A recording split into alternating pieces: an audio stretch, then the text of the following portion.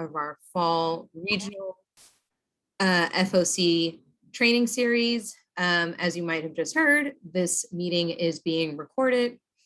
I am Jessica. I'm out of our LISC Philadelphia office, and I will be hosting you all this morning. So I'm super happy to be here with you all and to have you for the next 90 minutes.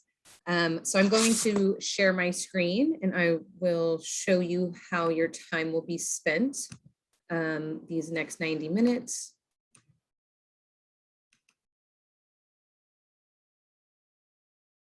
Okay. Can everyone see that? All right, so we will start off today. Actually, we're in the welcomes right now. I ask you all to share in the chat your introduction. So let us know what your first name is or how you would like us to refer to you. For example, I'm Jessica, but I am fine with people calling me Jess. Let us know, like I said, your first name. Feel free to change your name on screen if that does not match.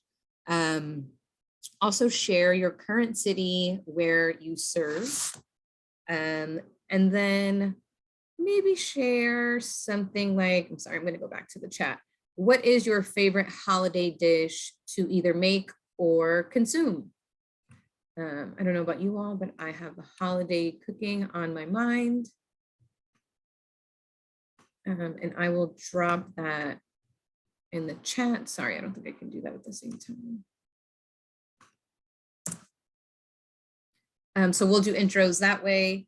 And also use the chat today to let me know if there are any issues with your colleagues joining us, or if you as well are having any issues maybe hearing the presentation and need assistance.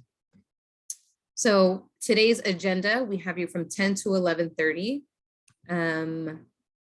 After welcome and intros, I will give the mic over to our guest, Michael Twyman, to lead his presentation on diversity, equity, inclusion, and justice in our workplace. And then we will lead out into breakout discussions for about 30 minutes and then come back all together for the last 30 minutes to wrap up and have a large group discussion. So just some housekeeping items before we transition over to Michael. Utilize the chat function to drop your organization, city. I already put that prompt in there for you all. Also use the chat to ask questions, maybe share affirmations, tell us your thoughts throughout the presentation.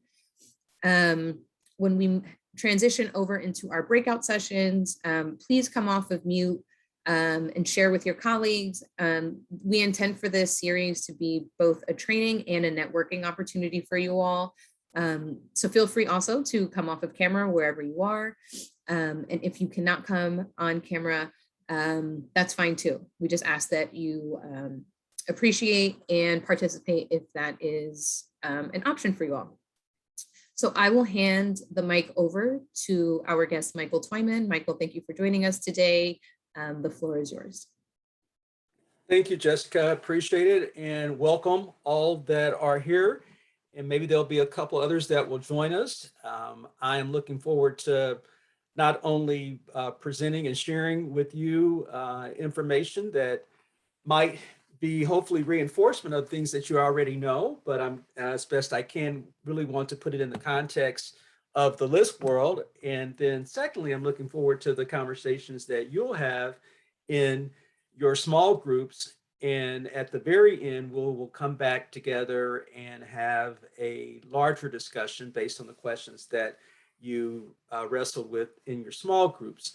So like anything else, I think it's important to begin to look at terms and definitions, particularly in the current social climate in which we all exist and live and breathe.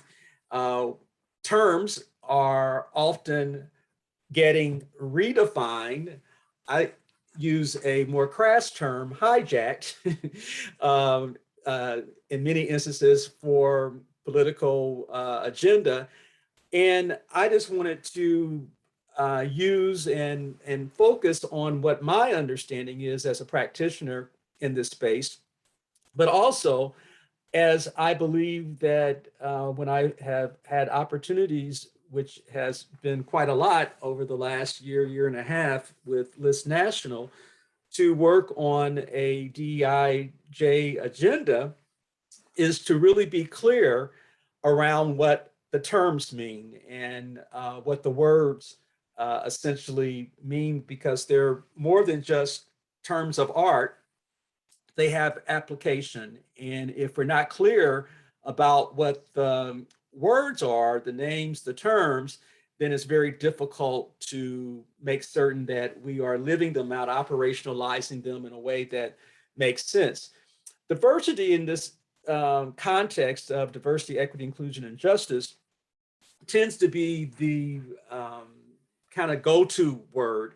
And diversity means a lot of different things to different people.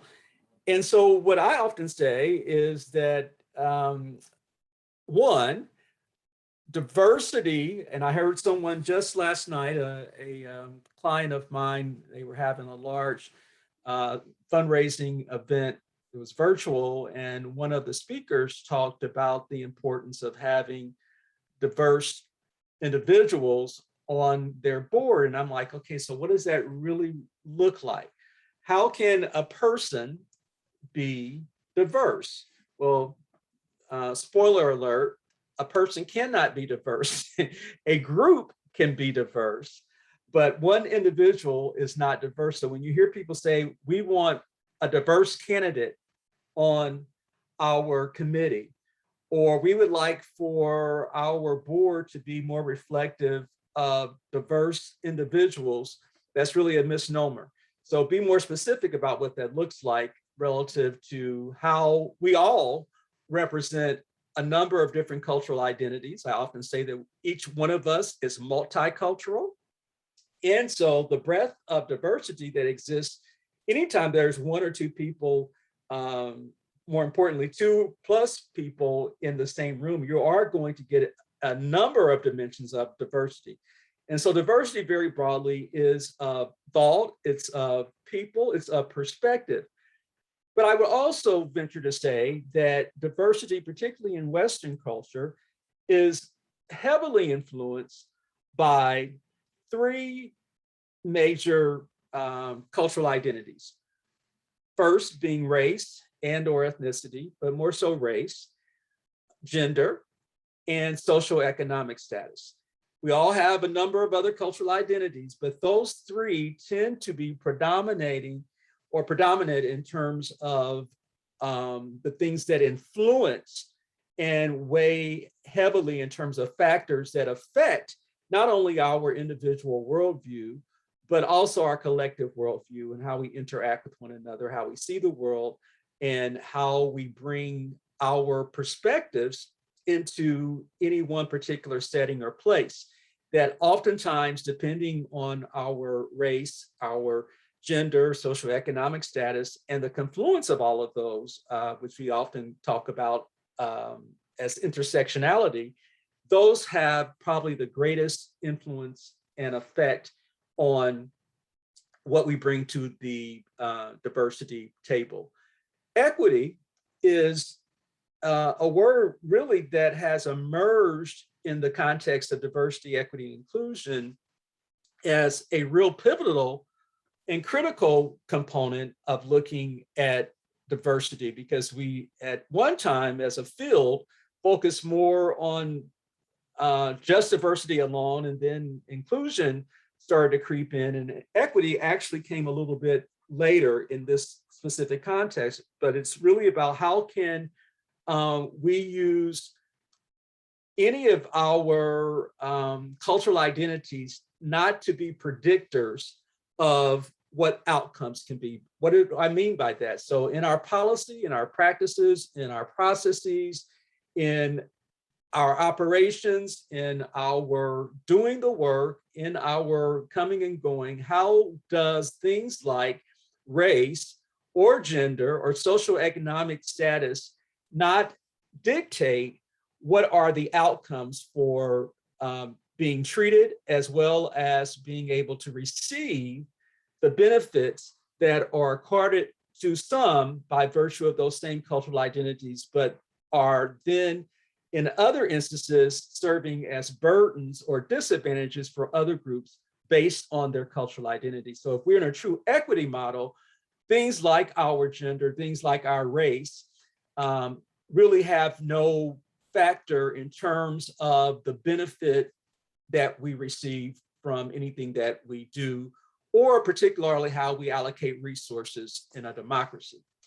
Inclusion is, and none of these are, some would argue that they're mutually exclusive, but I would argue that in order to really achieve good DEIJ, that they work complementary toward one another. And so if we are using diversity of people and perspectives, worldviews, and we're very much focused on outcomes and benefits being delivered and distributed in a fair and equal and just manner, then we're going to make certain that those same individuals have a place within our decision-making, within our larger culture, within our systems, where their voice, their power, their perspective is being given value. It is often celebrated, and it's welcome, and it's continual and consistent throughout the processes of making decisions, and again, in terms of treatment and the distribution of resources.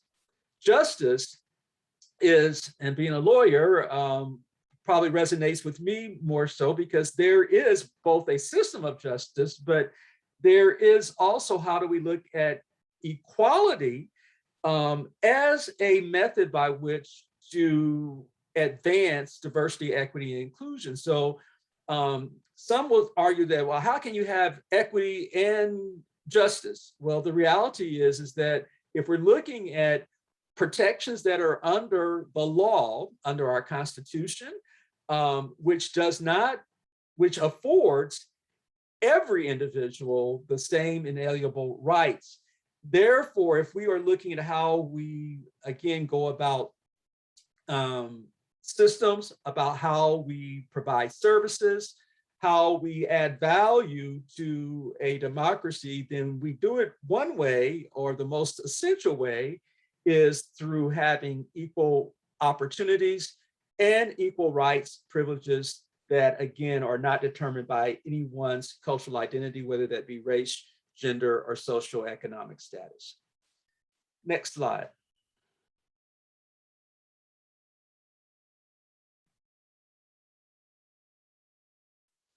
So some of you probably,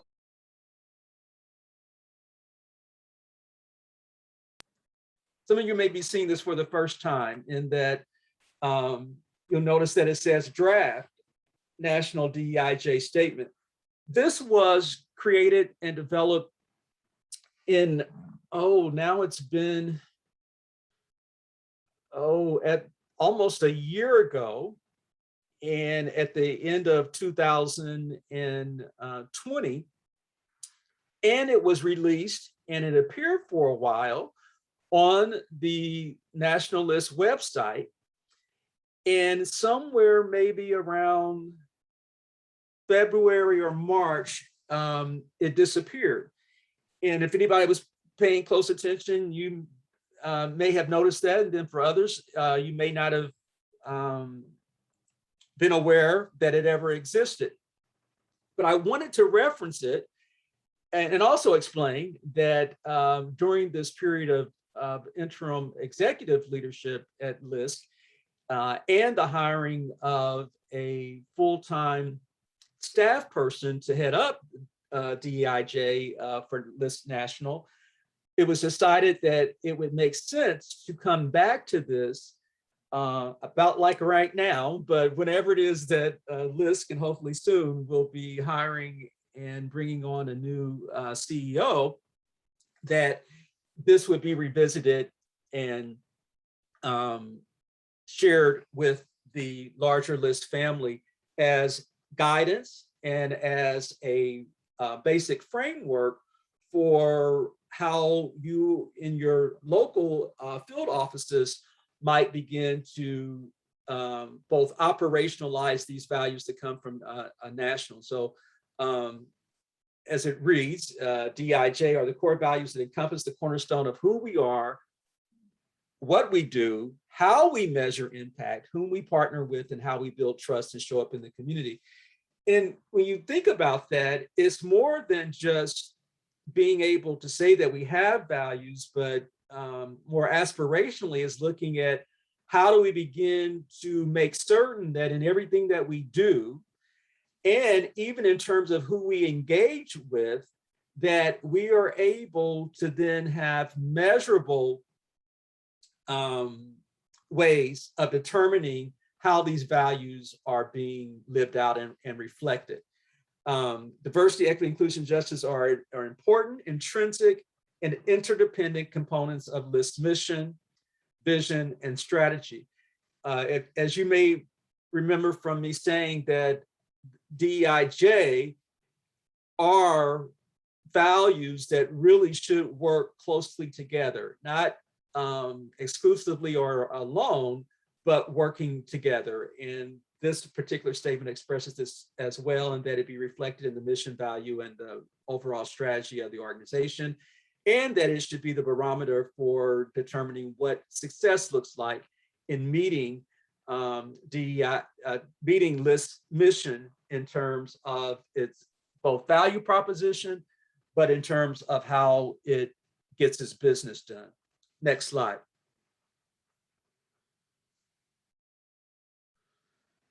So to break this down a little bit more, one of the other aspirational things, or to be more specific about what does it look like in terms of this diversity piece of ideas and experience, of talent, perspective, race, ethnicity, color, national origin, migratory status, disability or ability, age, marital status, veteran status, geography, sexual orientation, religion. This is a fairly large list, and there's probably many more that could be added, but that it recognizes that each person that comes to the organization comes with their cultural identities, and how do we use that diversity that exists in our broader LIST family to have value for what it is that LIST is able to accomplish and do. Determined to create and sustain a climate where equity is embedded in all of LIST systems, its structures, policies, and practices that ensure that every employee as well as stakeholder has access to supports, resources, and tools that are needed to succeed. Next is to seek and foster and nurture an inclusive company. This is the I part, which allows LIST to not only attract, hire, retain, and promote staff that feel as if they are valued, respected, empowered, and inspired to achieve not only their individual goals, but collective goals as well, and have a sense of belonging and comfort in being able to contribute their unique wisdom, perspectives, and their lived experiences.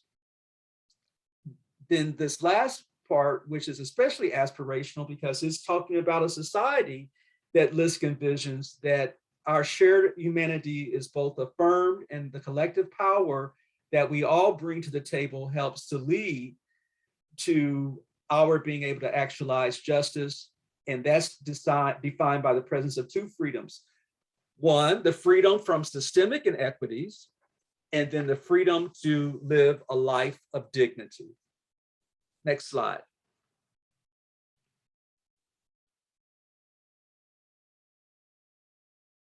Next slide.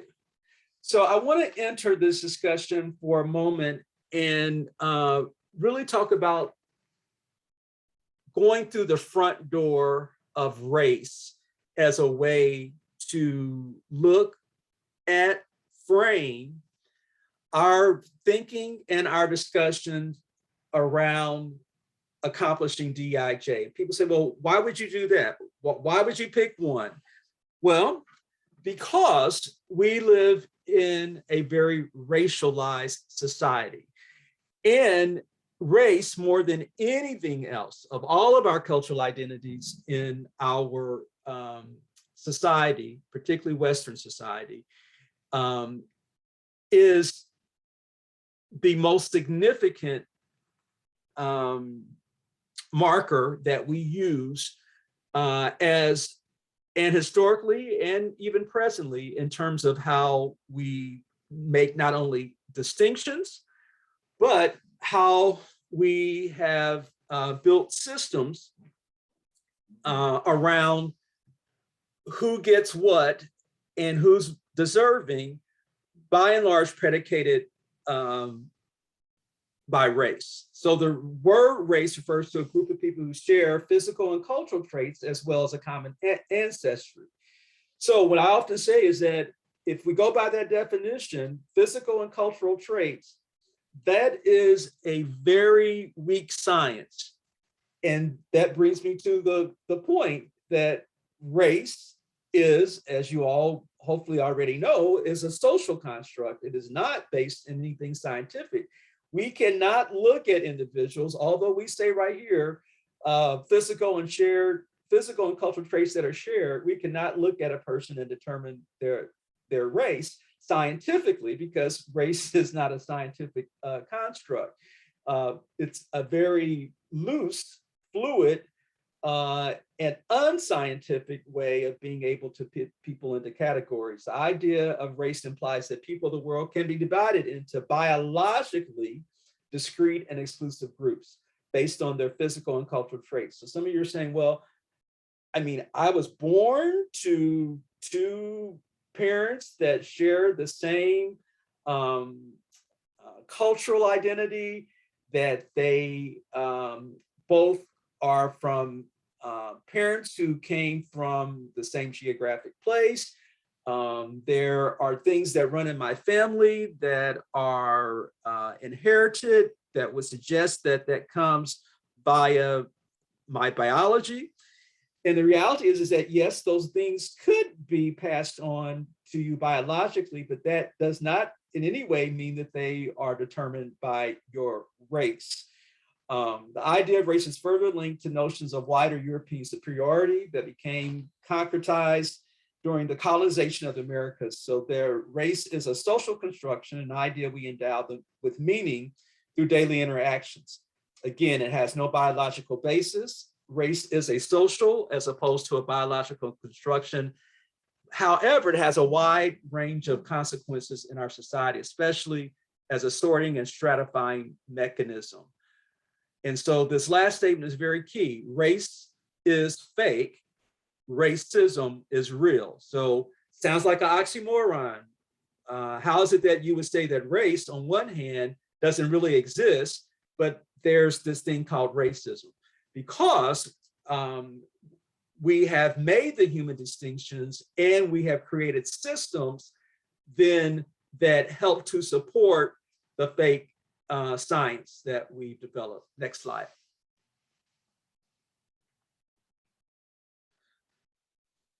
Just some more about the definition and this idea of classifying people into distinct groups.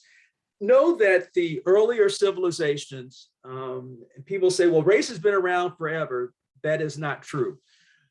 Race is a phenomena that is unique to this country. It did not exist prior to its implementation here. And people will say, well, how though? No, wait a minute, come on. Can we go back to earlier times and weren't there people who were of certain skin color and of a certain place and spoke certain language and therefore they were of a certain race? Not like the way that we see it. No, they made human distinctions by and large on things, three primary things. One, it was geography. Two, where you were, meaning where you were from, number one. Number two, what was your faith or religion?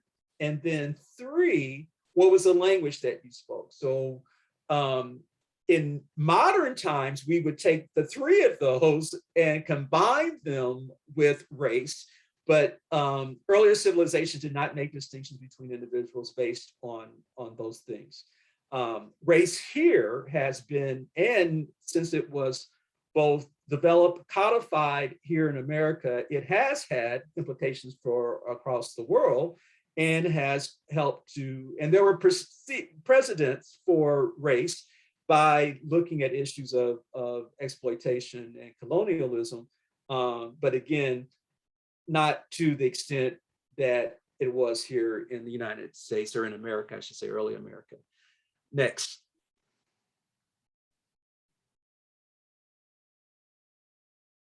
So again, just a quick visual of looking at the four types of forms of racism. In the middle, there's systemic, institutional, interpersonal, and internalized. Let me just pause for one moment to break these down, because systemic, I often say, is like racism being in the water. It's kind of, this is the water in which we all swim, meaning our systems that have been put in place that maintain the actual structures of our society, they of themselves are include built-in racial inequities. How do those systems then support institutions?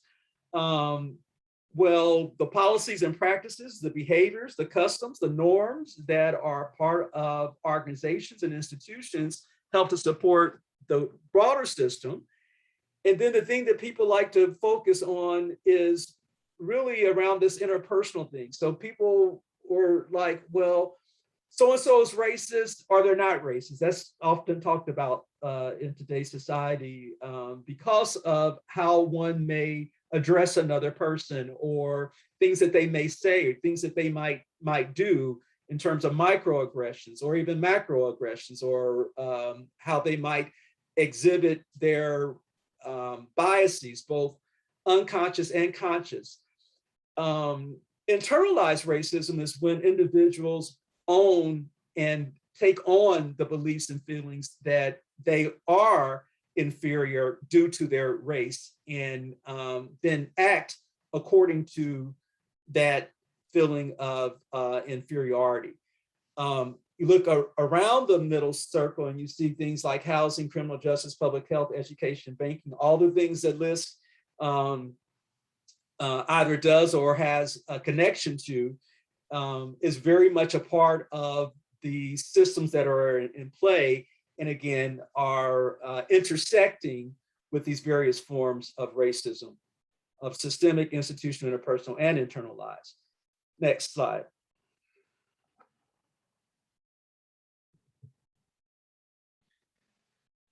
Just a definition about racial equity, and I think I've already talked about this before, but again, in an equitable society, the distribution of society's benefits and burdens would not be determined or skewed or affected by race alone. In other words, racial equity would be a reality in which a person is no more or less likely to experience society's benefits or burdens just because of the color of their skin.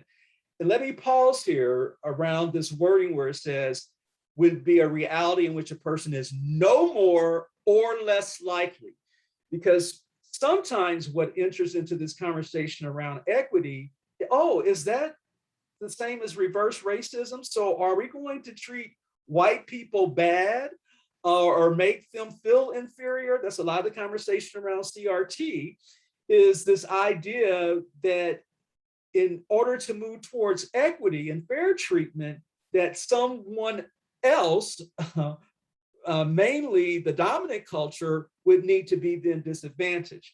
That is critical race theory. Yes, CRT, I'm sorry for using the acronym and not describing it, defining it.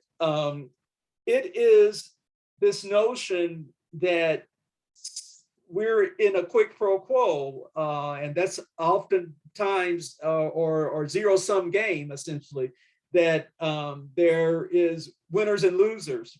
In a true equity model, again, race does not give advantage, nor does it give disadvantage, but it provides an opportunity to look at what it is that people need and meet them at their level of need, knowing that both history would determine that we can't continue to look at delivering services, benefits in a way that assumes that we all are starting at the same place, because that's just not the reality in which we live. Next, which has huge implications for LISC.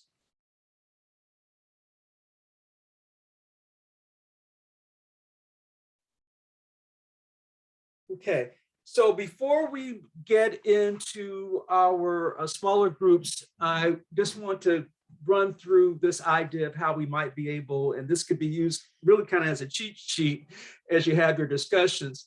So if we were using or applying a true racial equity lens to the work at LISC, we would want to make certain that we would have a laser focus on this idea that individuals and groups that are disadvantaged and privileged within a system of institutional and structural oppression are illuminated, they are centered. Racial equity results from a dissolution of oppressive systems with any structure or institution, leading to a rebalance of power. I'm going to pause there for a moment, because you may hear terminology around dismantling.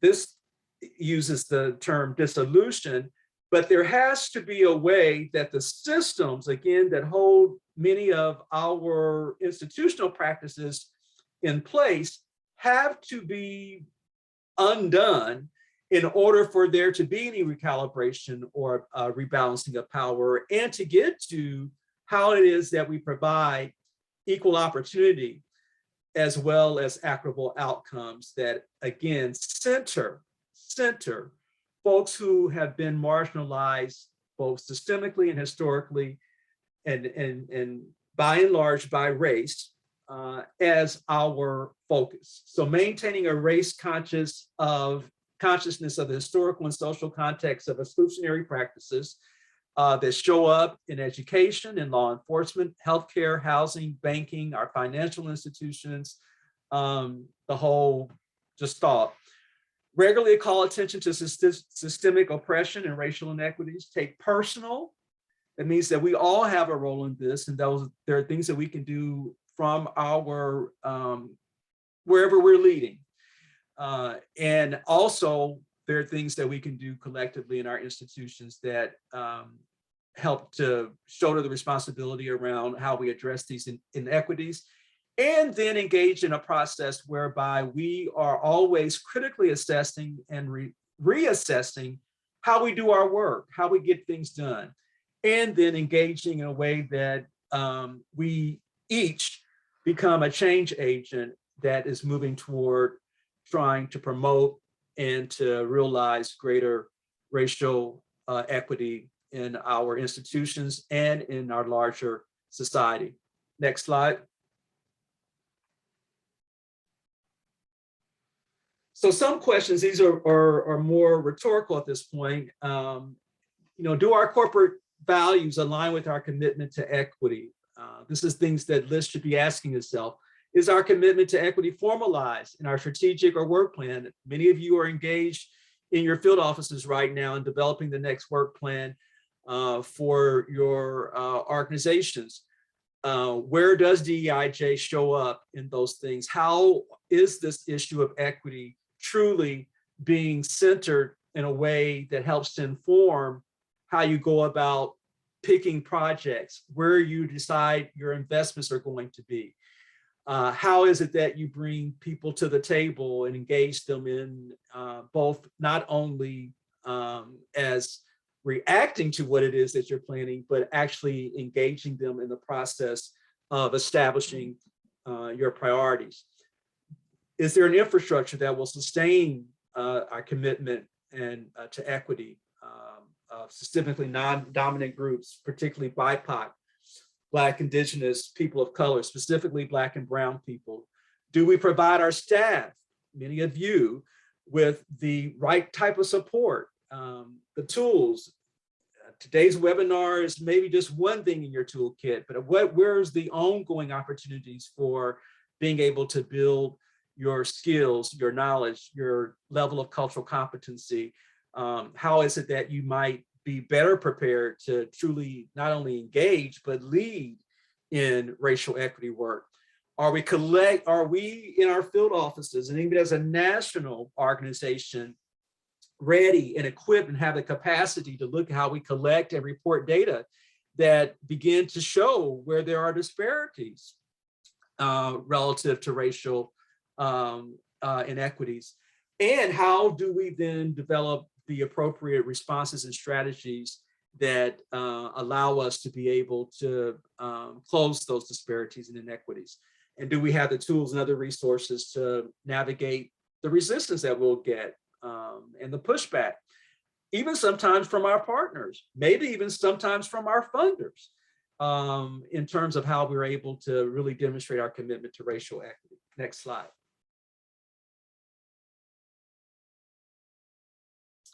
These questions, who's most impacted by the decision, policy, program, practice?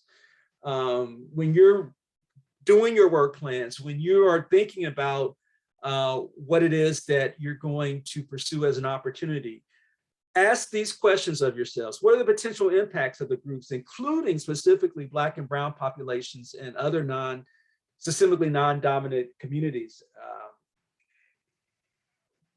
Do we begin to test that out? Again, making that distinction between what our intent is and then what the impacts are. And the best way to know what the potential impacts are going to be is to begin to ask the people who are going to be most affected by them. Does this policy, program, practice, or decision ignore or worsen existing disparities or produce other unintended consequences? This requires additional time and effort, but it's so important because, again, if we're just focused on our intent and not looking at what are the potential impacts, we can, in many ways, do more harm than we do good.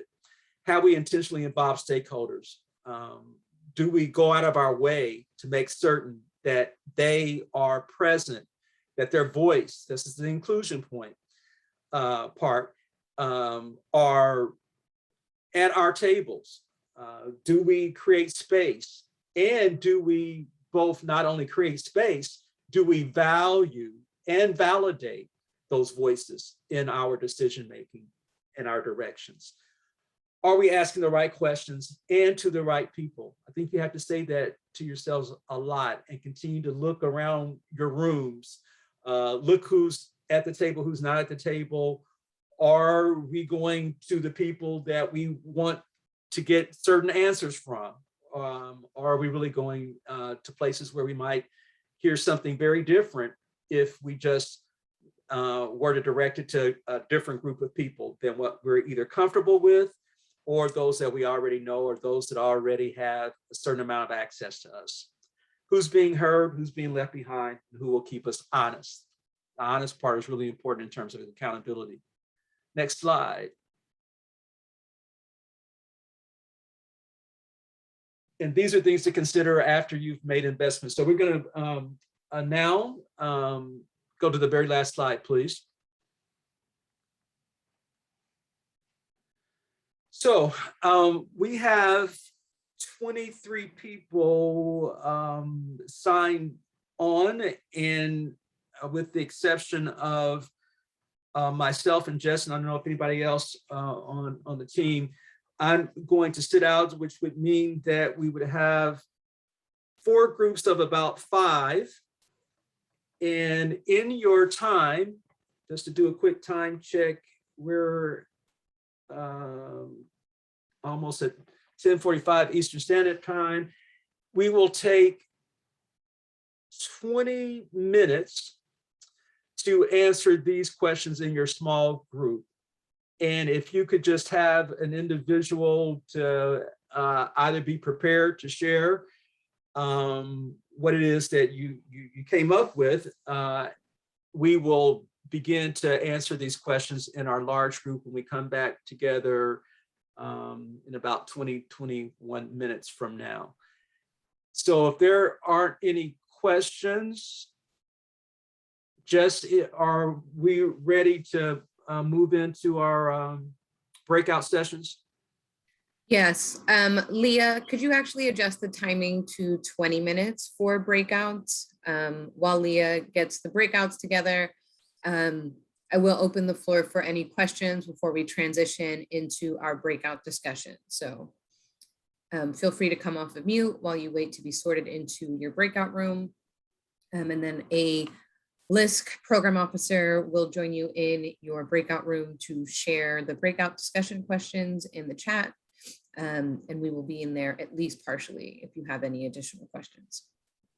And just real quickly, substitute that second question for LAC as opposed to board of directors. And the questions will also be in the chat. Is that correct, Jess? Yes, we will be sharing those in the breakout room chats. Okay, very good. See you in a few minutes. All right, everyone should be going into their breakout rooms momentarily. If you have any questions, feel free to shoot me a message.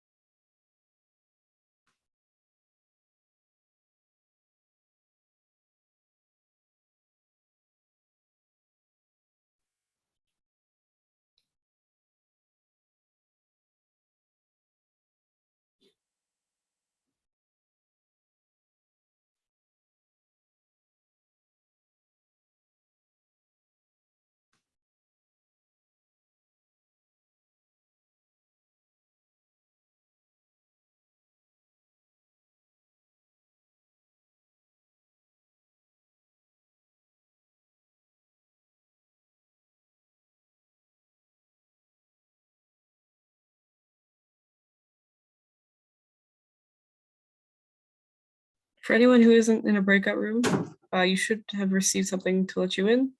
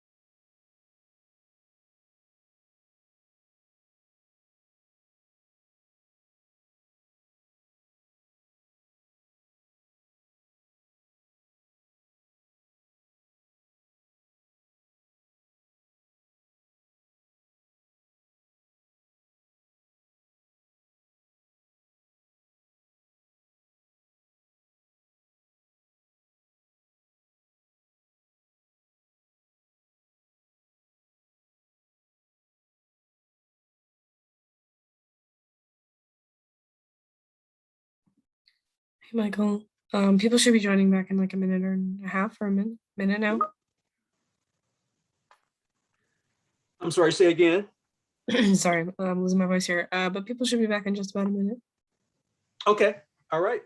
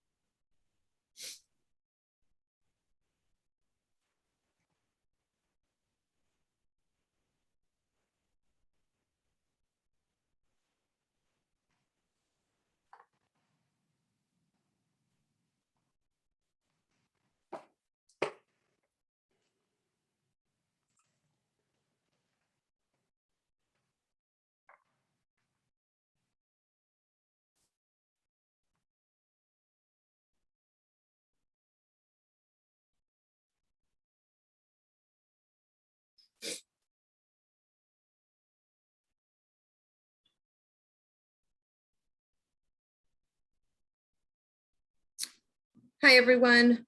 So welcome back from your breakout rooms. We still have some stragglers that are joining, but we will be starting very shortly for our large group discussion. I hope everybody had a great time in your breakout rooms and you were able to share. And you will have a chance to report on the points that you found the most interesting, some of your takeaways from those breakout discussions. In a second, Michael, I will give you the floor. All righty. And can we take down the screen and we'll show just our either faces or voices? Sure.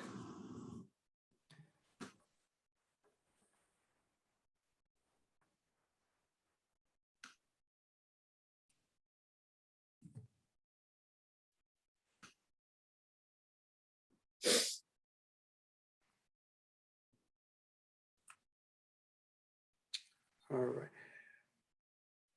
It looks like we lost some, or has everybody made it back that was in a small group? We lost a few. Okay. I think people are making their way back. Um, Everyone should be back. No. yeah, Everybody it should I be think we back just now. lost a few. Yeah. Okay. All right. So not in any particular order in terms of groups, but I want to ask a question first that was not one of the ones that was on the list for you. And that is, how many of you, if anyone, feels like you know everything you need to know in terms of guidance in this area relative from List National? What do I mean by that?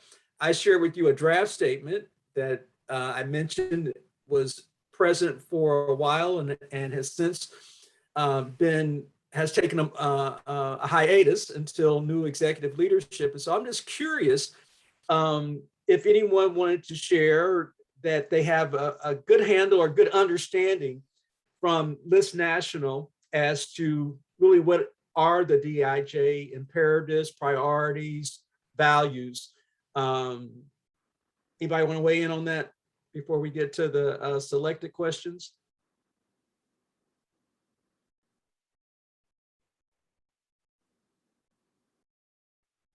So I'll take that as perhaps a no. So I'm going to ask a different question.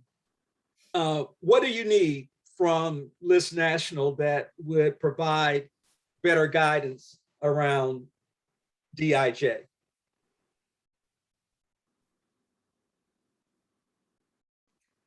think that's a tricky question. So a lot of our community partners that are here today wouldn't await info from LISC National. Okay. But maybe to be more targeted, we could say from your FOC program officers or just the Family Income and Wealth Building Department specifically. That might be the lens that we look through. Okay. All right. Well, okay. So then with our partners, hopefully the questions made sense, and even including then not so much even the LAC. So let's just get a sense in terms of how in your work does, or in your group, what you discussed, does the issue of recruitment, identifying, hiring and retaining staff show up in terms of challenges, opportunities, specifically around DIJ?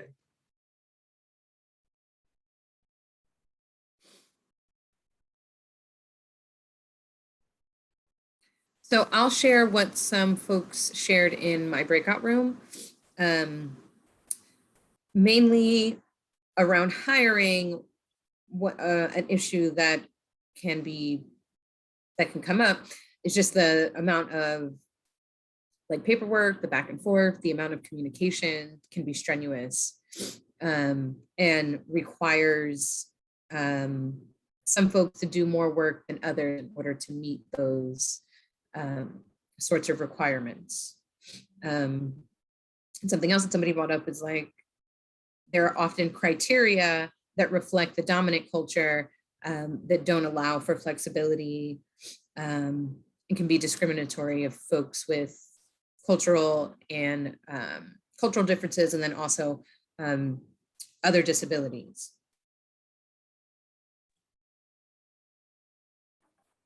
Thanks, Jessica. Other thoughts? What were some of the other things that you discussed in your groups? Well, in our group, we discussed as far as recruiting and hiring.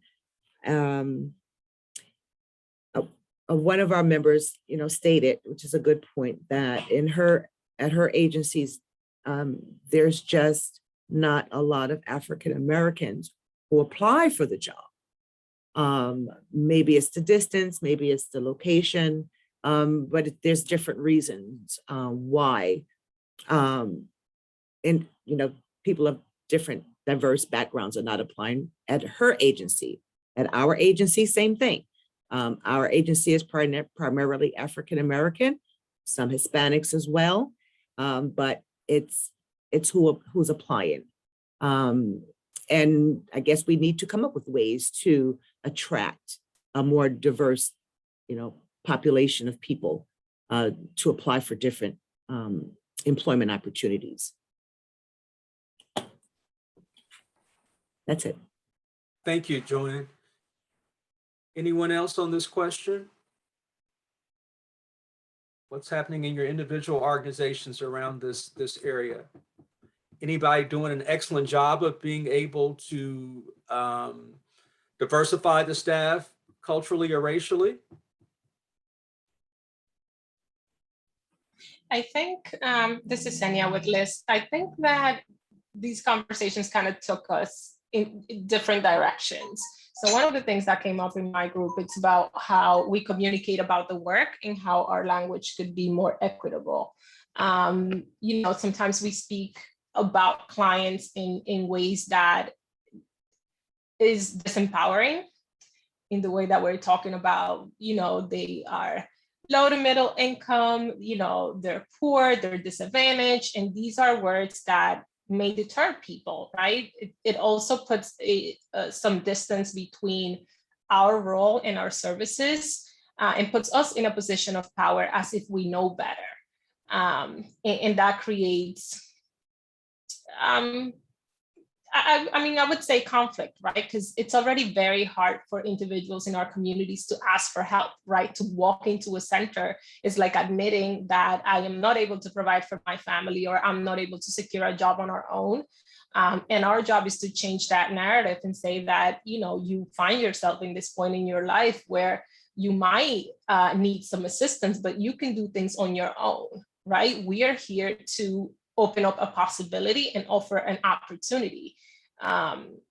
So again, I think that we all need to do some work in the way that we talk about this work and the way that we speak about our clients. I mean, you could literally read annual reports from many organizations. And again, while this might be appealing for our funders, they are disempowering to our clients to read stories like this when we're using, again, language that might be leading. Right.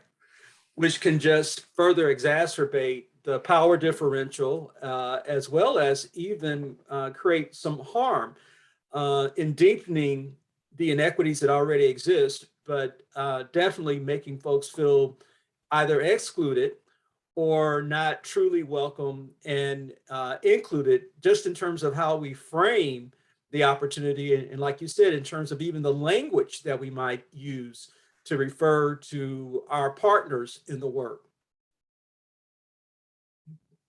Okay. So in terms of the composition, the makeup of your boards, and particularly our community partners, your board of directors, and for those who are list people, your LAC, what does that look like? And how does DIJ and then even perhaps our cultural biases get reflected in who's on the board, who's not a part of the council, how decisions are made, how they go about doing their work?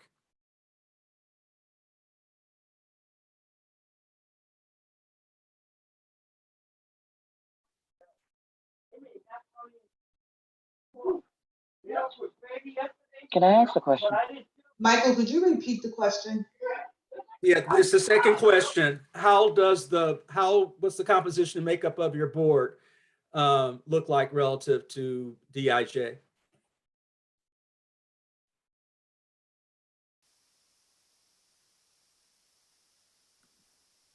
Melvin, did you have another question, or did you just want Michael to repeat the prompt?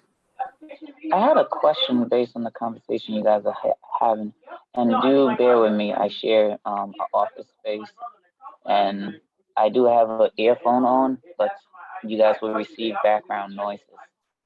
So the question I have, coming from a different cultural background. First, I'm an African immigrant, and I came over here. So like, I'm still trying to grasp the understanding of poverty and how it's settled over here, because what I'm hearing, and correct me if I'm wrong, is that we over here is the notion of how do we state people are in need with all the language that come with it. But whereas where I came from, the language was not the problem. It was the intent with what you would do with that language. Because let's be realistic, and I'm just speaking from my own perspective. What we see on the news and how other countries are viewed on their poverty, like we know people are hungry, and know people are starving, we know people are without clothes, we know people are without this, and that's how most funding is going there. I don't think the people, speaking from a relative and some connection with the population before, I don't think it's the concern that you call it these things, but what you're doing with it. And so, like, say, if you know a person is without clothes and have like diseases and stuff like that, at least if you state the disease and you're helping to fix it, that's the solution to it. But over here, what I'm trying to understand is like, why do we have a hard time with the language so much so than the intent behind it? Because like, I'm working in a place and I've been working with population like this, and to me it seems natural because I work that population and I'm trying to help people not just recognize where they're in, but how to get out of it. So I'm kind of a little afraid, like what I know, now I have to change as to how I connect with the clients. Because I connect with clients because I know them based on the fact that I've been living in that society, in that type of culture, in that type of situation. So now how do I change that mindset if we're all afraid of how we're defining it? What is our funders going to say about these things? Like based on conversation y'all been having, I'm a little confused.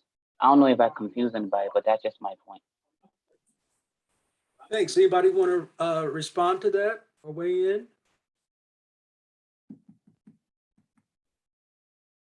Somebody who hasn't spoken.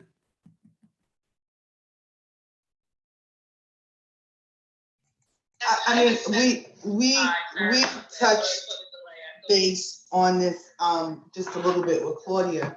And although I work for an agency that services predominantly African American, and our makeup from board to staff is predominantly African American, there are cultural biases even within the African American race that hinders and or impacts how we work alongside each other, and also how we deliver those services to people within the community. And I think that just goes across the board, because there are just some things that are systemic that have not been addressed on how we view what, based on what we believe those society, how should I say it, those society frames that we've been put in, even as a race of people or individuals.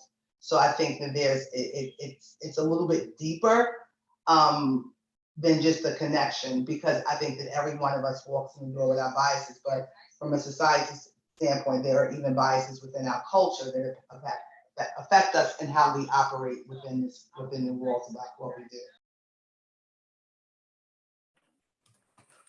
Thank you. Anyone else? Yeah, and so this idea of how do we both be responsive as well as attentive to needs and issues as they present themselves, and yet still use appropriate language in how we identify people, knowing that in any one instance, our station in life or our predicament or our need does not define necessarily who we are. So our social economic status is just one social construct of any one of us.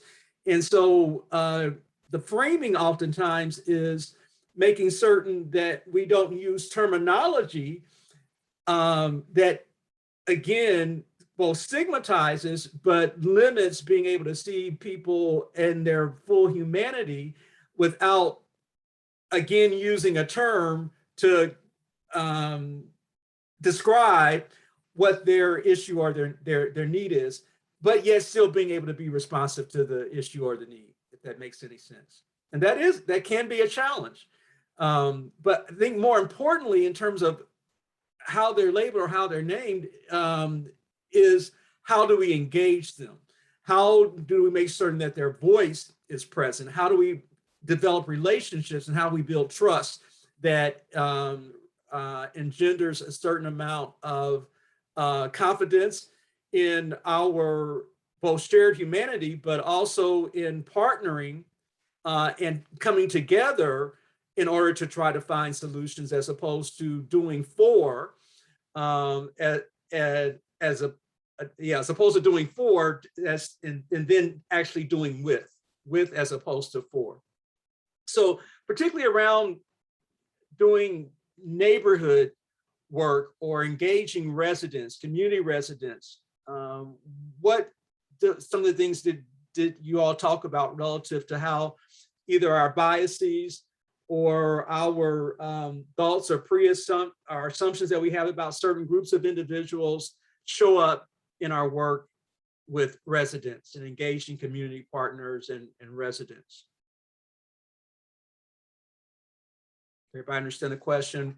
In terms of your community and neighborhood engagement and working with residents, what are some of the issues, both good, bad, and indifferent?